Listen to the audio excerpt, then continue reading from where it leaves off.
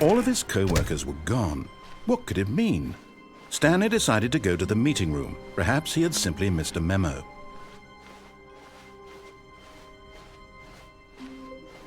When Stanley came to a set of 2 open doors, he entered the door on his left.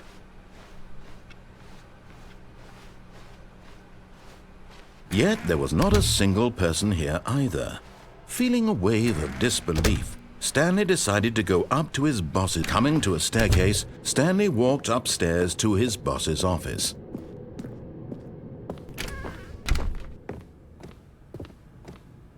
Stepping into his manager's office, Stanley was once again stunned to discover not an indication of any human life. What could it mean? Stanley wondered aloud to nobody. He began wildly tearing through papers on the boss's desk, pulling books off the shelf, looking behind paintings, desperate for clues to his situation. But his attention was caught by a keypad behind the boss's desk. What could its purpose be? In fact, this keypad guarded the terrible secret that lay buried below his feet. And so the boss had assigned it an extra secret PIN number, 2845. But of course, Stanley couldn't possibly. Yet incredibly, by simply pushing random buttons on the keypad, Stanley happened to input the correct code by sheer luck. Amazing. He stepped into the newly opened passageway.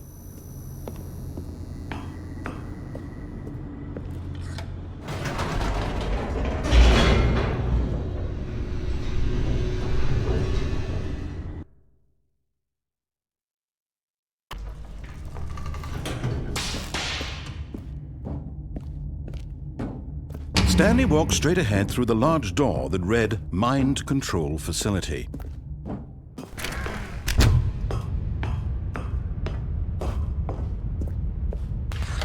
The lights rose on an enormous room packed with television screens. What horrible secret did this place hold? Stanley thought to himself. Did he have the strength to find out?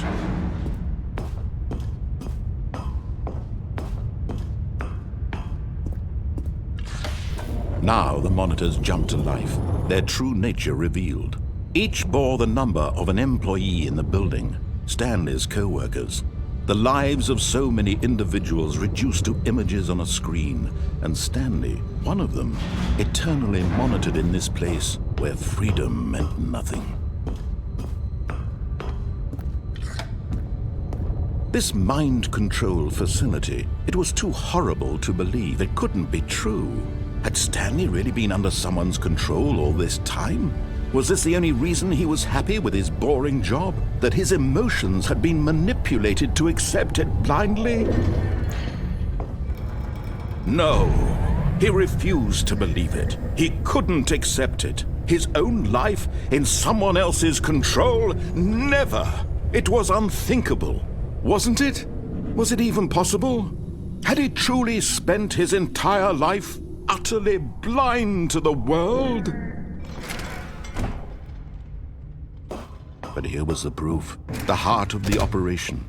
Controls labeled with emotions, happy or sad or content, walking, eating, working, all of it monitored and commanded from this very place. And as the cold reality of his past began to sink in, Stanley decided that this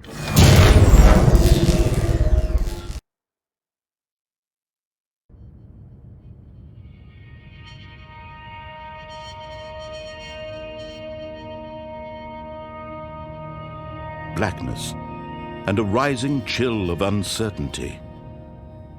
Was it over? Yes!